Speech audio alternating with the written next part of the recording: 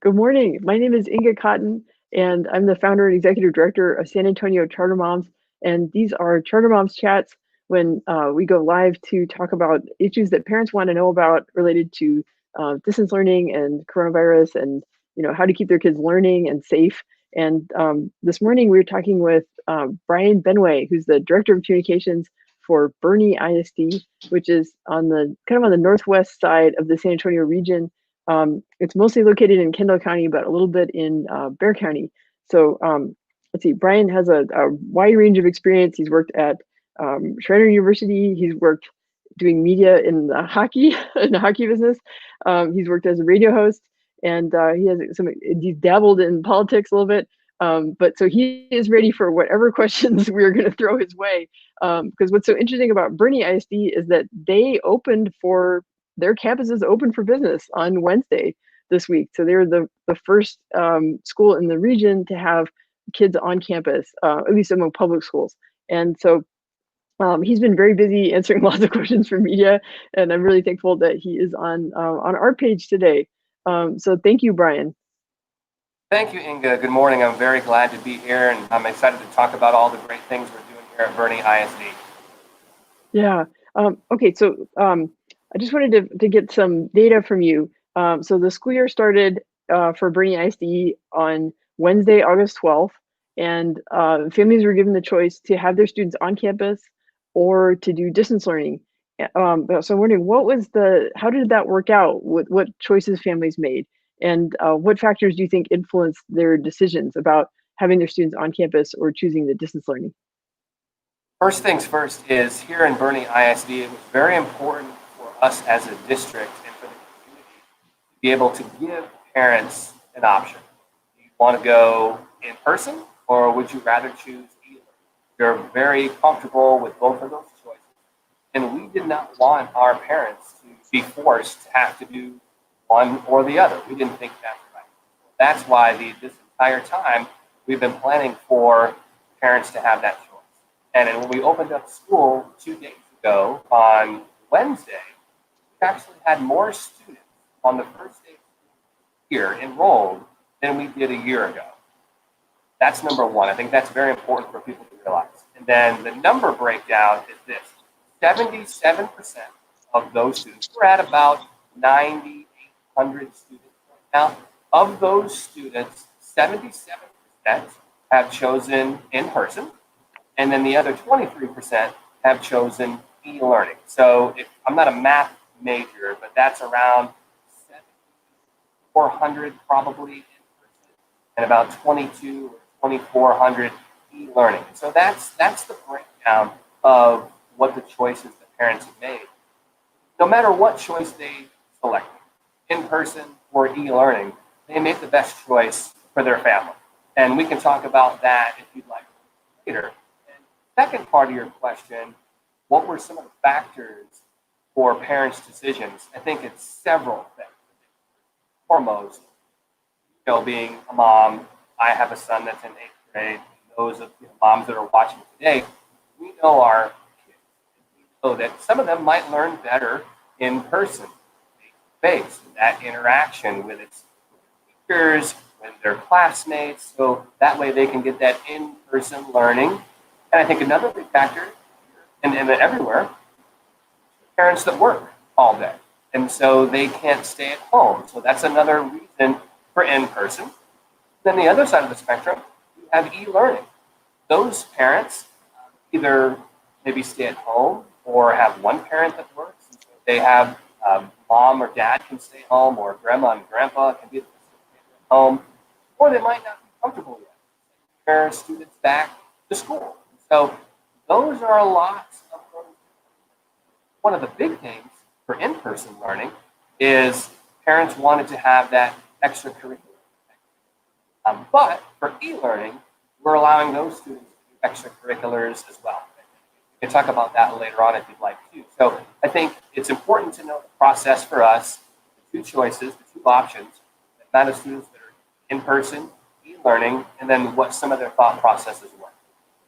Okay, well, I'm going to recap some of the data. So you said there's about 9,800 students enrolled at Boerne ISD, and that's higher than it was a year ago. So that's a good sign that families are sticking with Boerne ISD.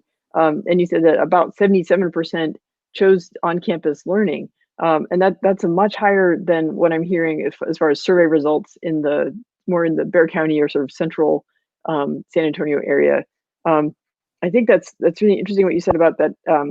Even if families choose the e-learning option, that the kids can still participate in extracurriculars. So I think that's kind of the best of both worlds. And extracurriculars are a lot of what keeps kids engaged and motivated to stay in school. So Yeah, and to that point, Inga, regarding e-learners doing extracurricular activities, the main responsibility for them is that, yeah, you can be an e-learner and you can participate in band or football or other extracurriculars, but your parents are responsible for getting you to and from. So if you're an e-learner and you do an extracurricular, you have to get your own transportation, provide transportation. If you're an athlete, for example, one of our high schools, you have an athletic period during the day. You also have your practices after school. So let's say your son goes to Boerne High School and he's on the football team. Well, then we'd have to get him to school for the athletic period, get him back home, finish his e-learning schedule, and then get him back to football.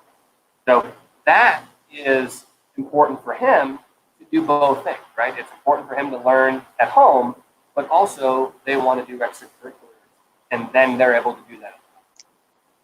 yeah, that example you described, I think that I hear stories similar to that, where I think what's so challenging about the pandemic and coronavirus is that there's so many differences among families about what their priorities are and where they can and will put their energy, as far as transportation or how they want to allocate their time. And parents have work schedules, but they also have things that they know are really important to their kids. And so, like, every family is making their own trade-offs. And I think what makes me so happy to hear about what Boerne ISD is doing is that you're offering parents flexibility so that they can make those choices, but it's all towards the goal of having kids do as much learning as possible and being as engaged as possible with the school community.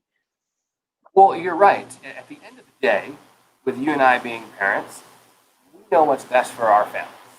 And what might work for your family might not work for mine. And that's of what we're doing with our back to school plan. A one size fits all.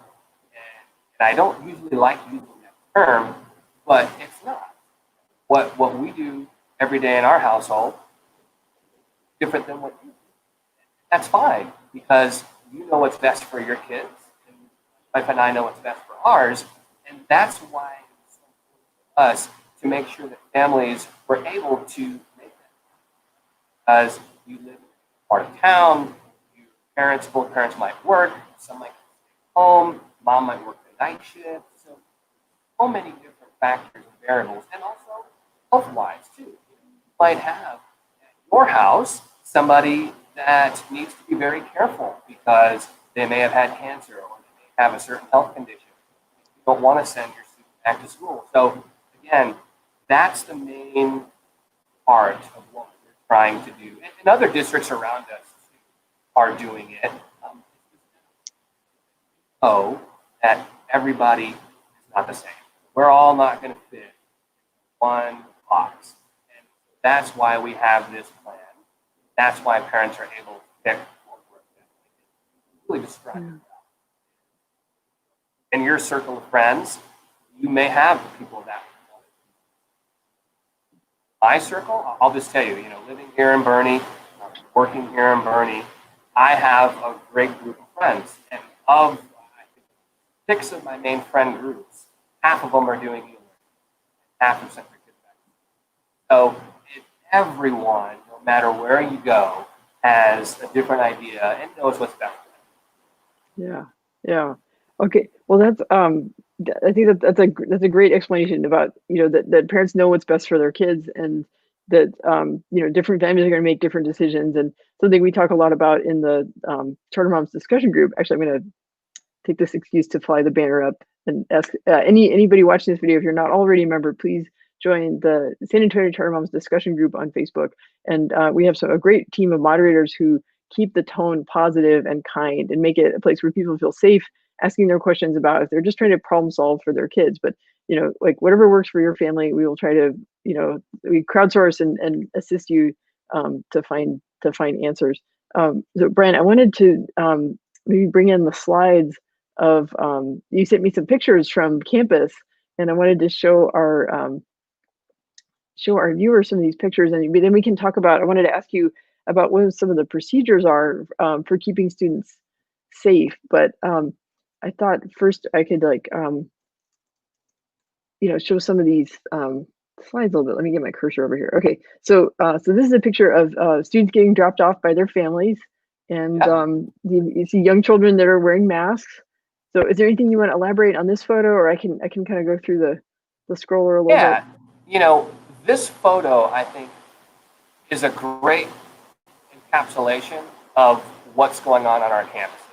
Number one, first and foremost, we're following all of the CDC guidelines. We're following TEA. We're following state of Texas guidelines as well. And when safety guidelines change, we will adjust.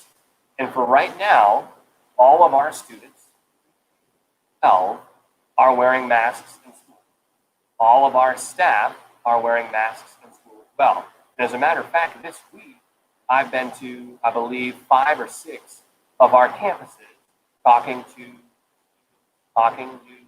teachers, talking to parents. And my son goes across the street from my office. He's in 8th grade in middle school. And after the first 2 nights of school, I've talked with him and I've asked him, how is mask wearing going in school?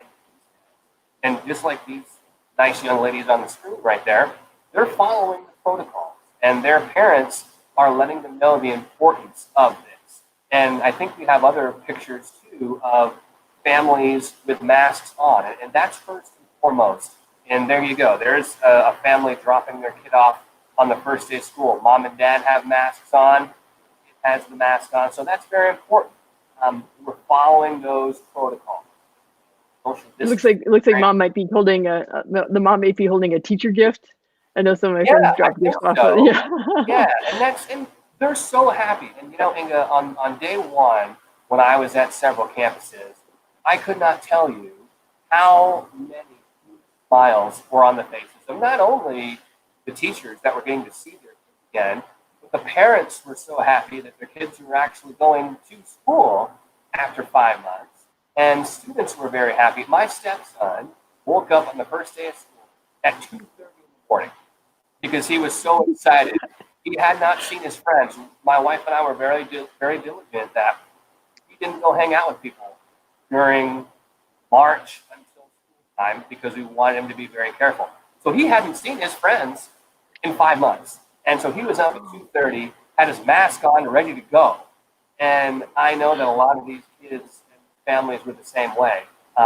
So to go back to the protocol, masks first and foremost.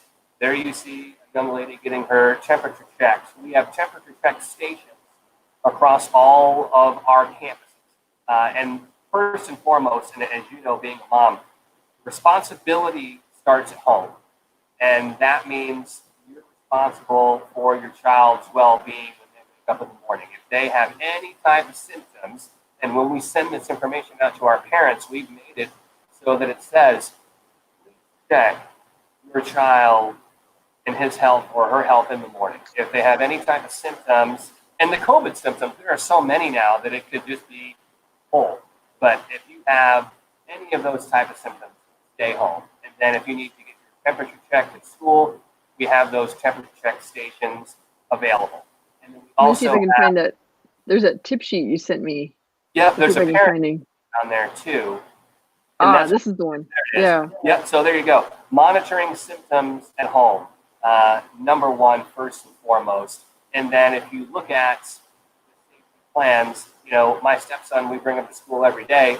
He has his mask on, but we also have a couple of extra masks for him throughout the day, just in case, because like some of our kids, they forget stuff.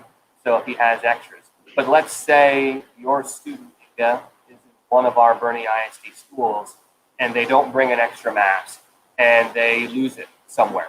We have about 86,000 masks, and I'm not making that number up.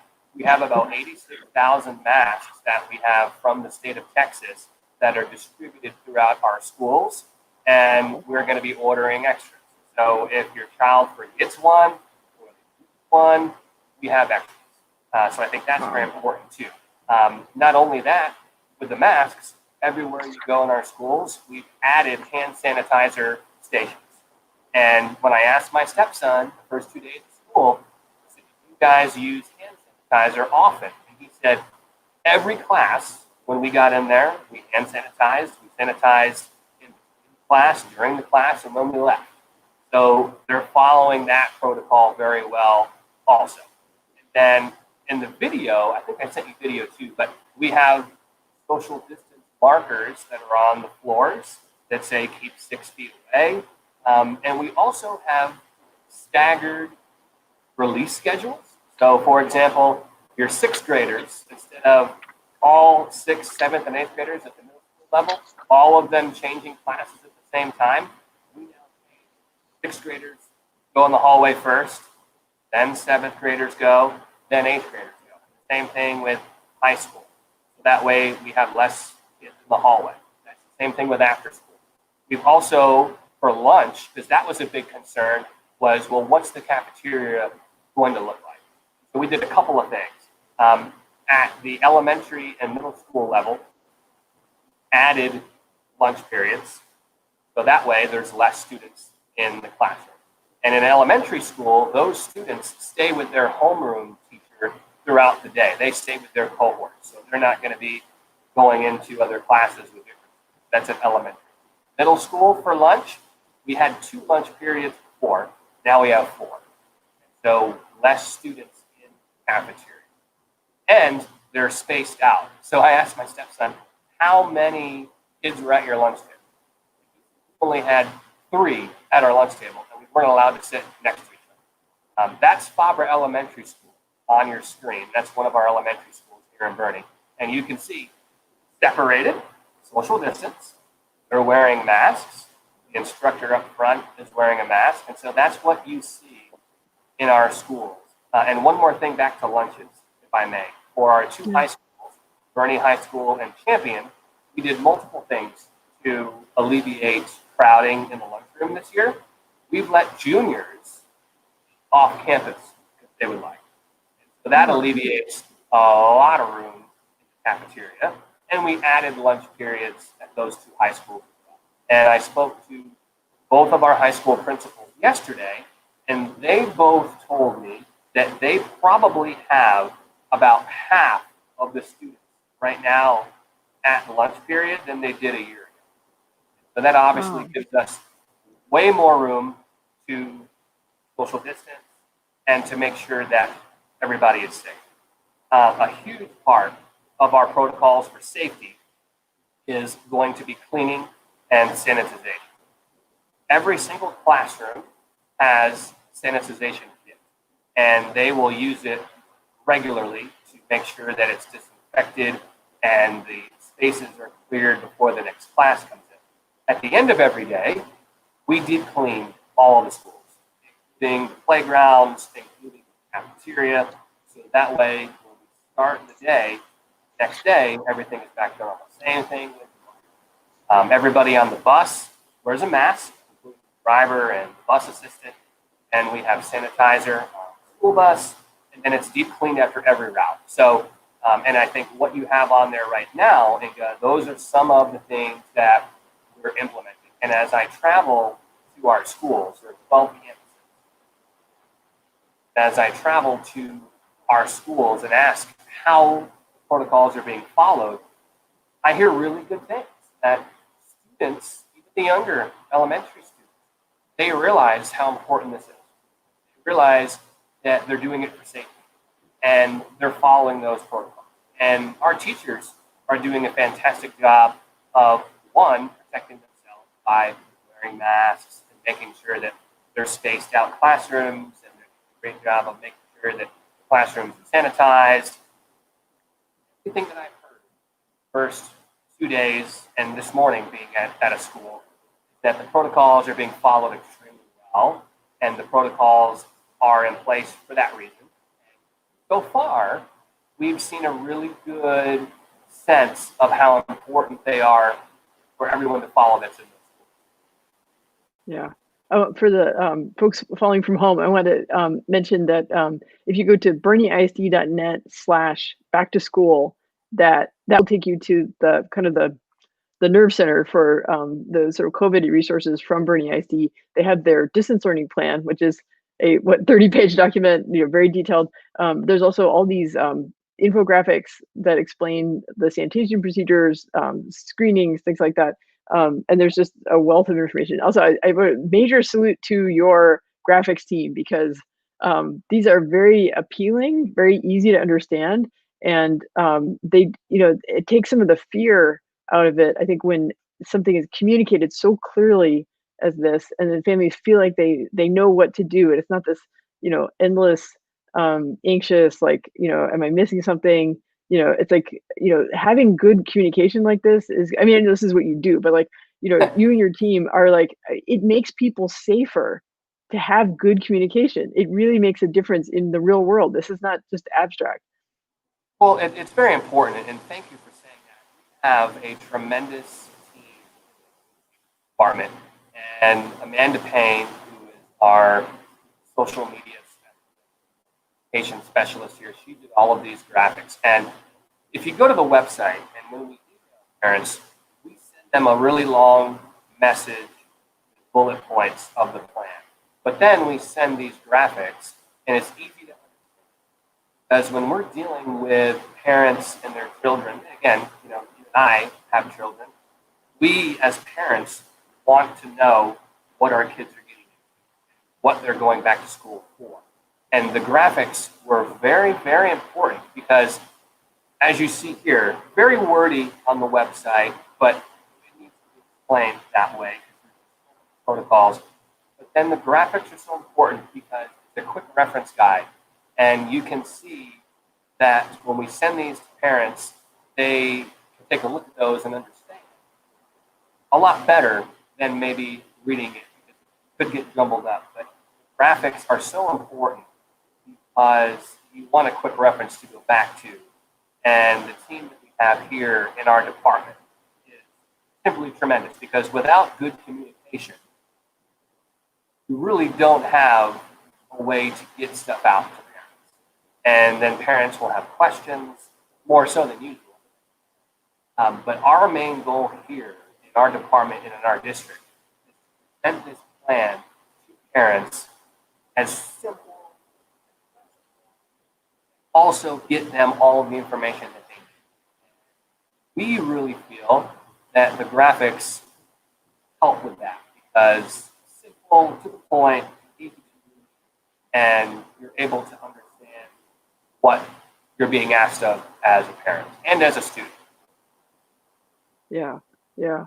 Well, I'm very impressed with the communication, and we've let's see. So, and you shared the photos. I'm really glad to show people what it actually looks like on campus, and I'm really glad to hear that you've been visiting campuses and getting feedback from people who work on campus and students, right? Like your own stepson, that these procedures are being followed. Is there anything that you want to comment on these, like the communications or the graphics?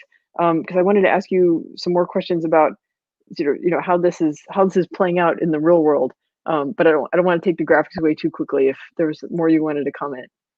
No, I think if you look at the website, and again, thank you for putting up the website logo on there. It's BoerneISD.net/back to school. Our entire plan is on there. I will say one other thing about the graphics, though. It's funny that you bring it up, how good they look. We've actually had 4 or 5 school districts call us and say, hey, can we use your graphics? Our parents. And again, that's a tribute to Amanda Payne here in our communications department for putting these graphics together.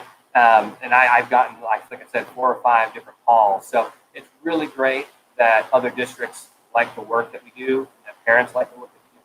It's important. Communication And again, I'm not just saying that because it's my job, but communication is paramount when you're dealing with people. And we take it very seriously.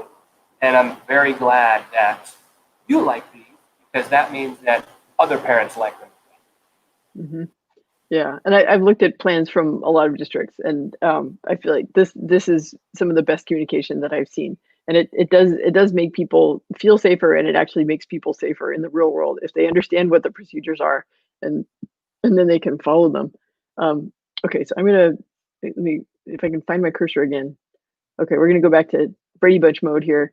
Brian, I wanted to ask you about um, if you could tell me more about like the situation in Kendall County versus Bear County, and um, so that like we were talking about that, um, like I've been like on turnaround chats, I've talked about like what Bear County and what Metro Health in San Antonio are recommending to districts. But one thing we're learning is that even across different areas of San Antonio, the COVID situation is different, and the COVID situation is different in Kendall County than it is in Bear County. And how does that influence, what the decision making is in Boerne ISD versus what other districts in the region might be facing? That's the $1,000,000 question. You're exactly right. What works best for Boerne ISD might not necessarily work best for Comal, who's right next to or Comfort, or any of the San Antonio school districts. Our plan, from a health and safety standpoint, the plan that you see on our website, and the plan that parents have, and the plan that started to be formed in April. I think that's number one. Spent months putting this plan together. And in our health and safety plan, there were over 50 different folks that helped us put it together. And that includes medical and health professionals helped us put this together. Principals, we had teachers that were on our strike force team, parents on our strike force team. We of course had folks from local government, from the county government, and from the state government. And also we had some community leaders as well. So we had a ton of stakeholders from different entities that helped us. As a matter of fact, we can meet with some of those stakeholders, particularly the medical group and health professionals, because as health conditions may change, we also have to tweak. In fact, yesterday, the CDC came down with new guidance about face shields. So originally in our district, were equal to a mask. So you could wear a face shield as a student or as a teacher. But then CDC comes out with new guidelines for schools and says that wearing a shield in pre-K through 12 is not recommended unless you wear it with a mask as well. So we sent out messaging to our staff and to our parents yesterday that since CDC changed these guidelines, we will then update our protocol. So now, if you're a staff member or a student, you can still wear your shield, but when it's developmentally appropriate. So if you have somebody that's in a special ed class, for example, they need mouth and have elementary school students. That's important. So wearing a mask might not necessarily be appropriate. So that's when the face shield mask can come into play. So again, we're constantly based on health guidelines. And to go back to your question about how different is it in Kendall versus in Bear County, and remember, I think we have two of our schools in Bear County, Fair Oaks Ranch area. So we really wanted to make sure that parents were able to have the choice. The bottom line is we are constantly looking with Kendall County and with our public health and with our medical professionals. We're looking at the situation. As of 9 o'clock this morning, there were 0 active COVID cases. Now, that could jump up to 4 or 5 or whatever the number might be. But you compare that to Bexar County, obviously, a couple million people that are in Bexar County, and there's between 50,000 people in Kendall County. So it's a vast difference. So there's going to be differences in the numbers. That's just the way it is. But I feel very confident that the health situation here in Kendall County and South San Antonio, for it, just because of the amount of people, amount of folks in that. Here, as you know, we're rural, so houses are more spread out, and that's a whole other thing. But we're very comfortable with the health situation. As far as our two Bexar County schools, for example, those are Fair Oaks Ranch, so just on the edge of Kendall County. We look at the maps that are sent out by the regional health authorities, and you see red spots, danger spots, hot spots. Our schools are not in any of those hot spots at the moment. So we can feel very confident that our students are in school based on the health situation. Having said that, if there were a case of staff that come down sick in our schools, we have protocols for that. We have protocols to tend to the situation. Guys get them isolated and then start to moving them to learning, and then they can quarantine. Every situation, every case is going to be different, but we have protocols in place for it. So if something were to happen, and let's not sugarcoat it, I think the cases are going to pop up no matter where you live, no matter where you go to school, whether it's in Comfort, Comal, but it's how you prepare and how your protocols and your mitigation is how we're going to come through this very, very well. So I think that's very important to know that the people that are helping us with our protocols, the people that we trust for guidance in whole health, helped us really put together. And if there were something to happen, we can put a plan into place. So that's a very long answer to that. We're constantly looking in our area, in Bexar County, Comal County. We live just on the other side of Kendall in Comal County that go to our schools. Boss Middle School, for example, is right on the Kendall-Comal County line. Our students that go to Herb Elementary, some of them have siblings that go to Voss, which is right near Comal County. So we have to be very vigilant of our surroundings, be aware of what's going on, know the situation. Just like with our new face shield guideline, know that we can change. Know that that's a good thing, that we are constantly trying to be safe, including going to the new face shield. I think one thing, too, that I'd like to mention, that when we were looking at those photos earlier, our protocols are in place for a reason. Everybody knows what they are. But what's very important to know is that our families, students, teachers, parents are going above and beyond with these protocols. We're not just, going on average. We have to do going above and beyond. That's very important. So this is a great photo, by the way. That's at Boerne Middle School North. That's our assistant principal, Mr. Beja, and that's a 6th grade student. I met him the other day on first day of school. His first day of school in Boerne. I believe he's new to Boerne as well. I think he moved from somewhere else. And so you see, and the young man both have masks on. And that's what you see in our schools. We're very proud of the fact that we're following those protocols. But I guess to just put a cap on your question, because I talk a lot about this question. We're constantly looking at not only Kendall, but Bexar County, Comal, Kerr, Gillespie, just to make sure that we're doing what we need to do and more for safety. So hopefully that gives you an idea of what we're trying to do and what we're looking Yeah, that everything you're doing, it's informed by the public health situation. It's informed by the guidance you're getting from the CDC, right? You're aware of the situation. I want to comment about this photo. Like one thing that is very heartwarming to me is that in spite of the fact that they're both wearing masks, that I can see a bond forming here, right? That this student is, right, he's new to campus, he's trying to find his way.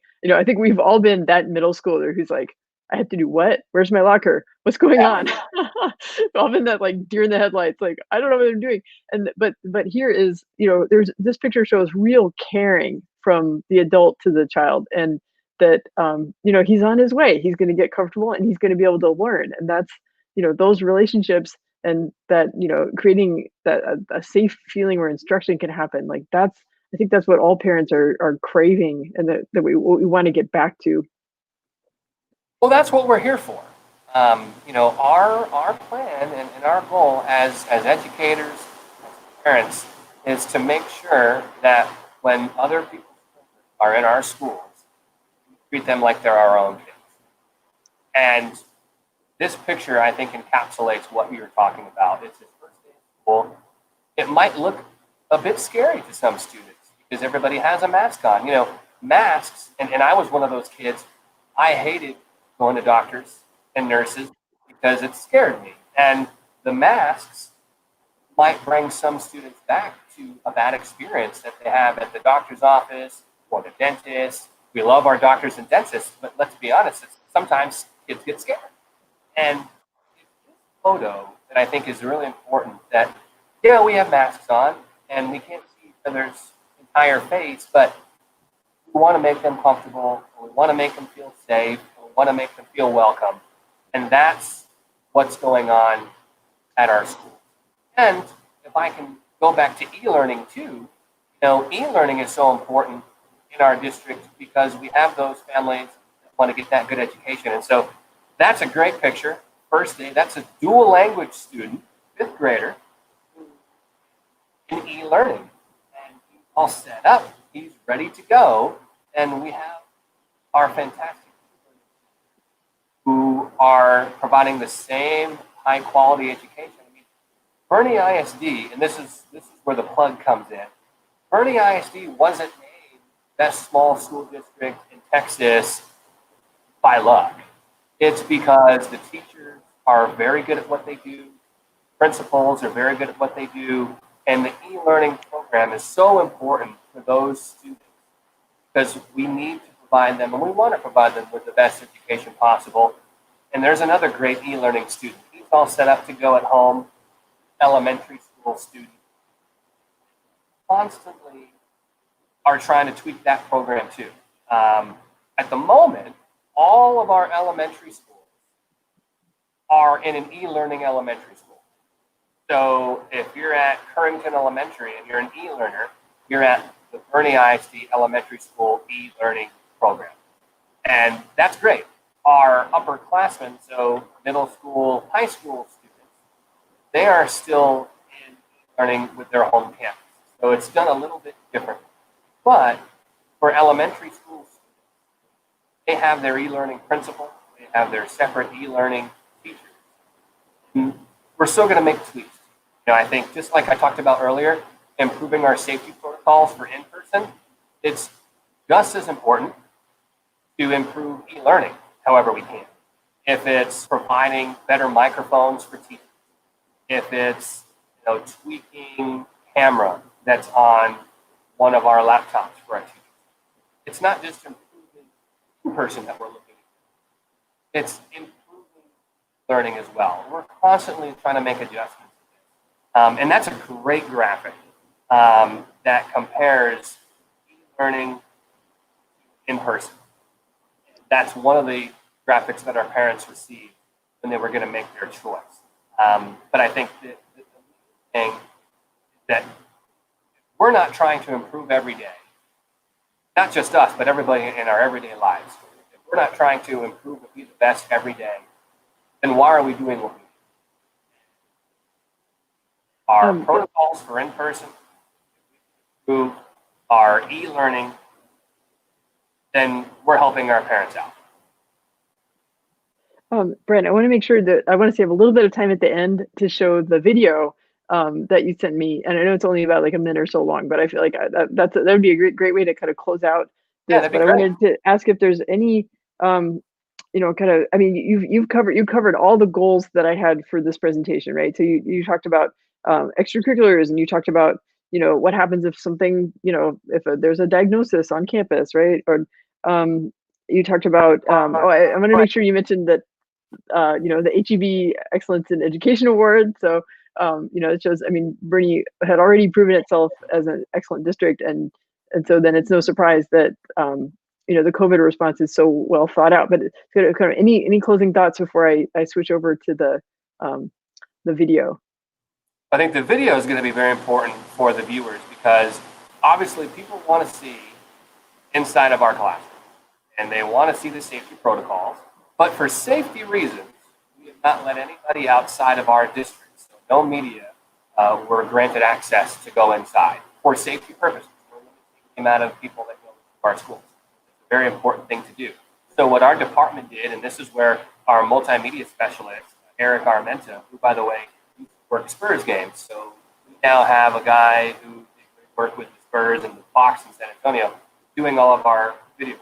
So we sent Eric to 2 or 3 schools on the first day inside so we could show safety protocols in action. So we could show parents what we're doing. And we edited these together, sent them out, and you've seen them on all the news stations. Antonio, there was on ABC World News earlier in the week. We made it on there. And so you'll get to see the video. So I think it's very important to know that parents want to see inside their school, and this is a good opportunity for them. That's great. Okay, so I will. Okay, let me bring up the video, and here we go. And here's hoping I got the audio working too. Okay,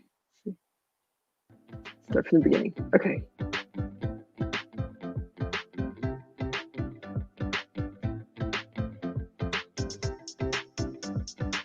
Oh, the costumes. Oh my gosh. That's Kendall Elementary's dressed as a princess. Oh. Fantastic. And then there you see the same thing at Kendall. Everybody's wearing masks there. Masks on the school bus. Visually off, spaced out, very important. The red carpet. That was really cool. Kendall did a great job with the red carpet. So again, inside the school, this is in one of our classrooms. Out, everybody's wearing masks in there. You guys having a fun time coloring, socially distant in the back. Great. Everybody's following, and see, this is important too. Single file lines. Yeah. Not a lot of people in the hallway. Yeah. And there's the plexiglass on the desks. That's separating students, helping them get social. Plexiglass has been very important. That's a cafeteria. And as I talked about earlier, there's 2 kids at that cafeteria table. They're spread out and they're social distancing. That's what you see in our schools. And the video that we shot there is so important for parents to see that. Because even parents are limited from going inside of our schools right now for safety reasons. So them getting to see that video and getting to see the safety protocols was so important for people to see that we have them in place, they're being followed, and like I said earlier, we can adjust. Well, Bryan, this has been a great conversation. I want to just reinforce that folks can go to BoerneISD.net back to school, and they can research what Boerne is doing, and it's I think that I hope this gives all the families hope that there is a path to getting students back on campus. But it does depend on what conditions are in the community. That things are different in Kendall County than in Bexar County. But that these things are doable, and that with really good leadership and good communication, that it is safe to bring students back on campus. Well, I appreciate you having me on, and I know as a lot of folks in San Antonio are interested in what we're doing, and districts across Texas, I'll add this. We're the first ones in this area to do this, and if you're going to be the first at doing something, you want to get it right, and you want to do it the correct way. And I believe that we're doing that. We're very comfortable. But you also look at across Texas. There's been a lot of different districts across the state that have already opened up with in-person and e-learning as well. And then next week, Bandera and Comfort are starting, and then Comal. So everybody can go talk to those districts and leave us alone for a little while. Give Bryan a break, people. Yeah, give me a break from talking on the news and go look at those other districts. But all joking aside, the other districts that are in our area and across the state, we're all following the same guidelines. We're all following the same safety protocols because we have to, because it's important to parents. If we can continue to follow the protocols and be safe, and make sure that the learning is also where it's supposed to be, then we're doing a great service to our community. Yeah, yeah.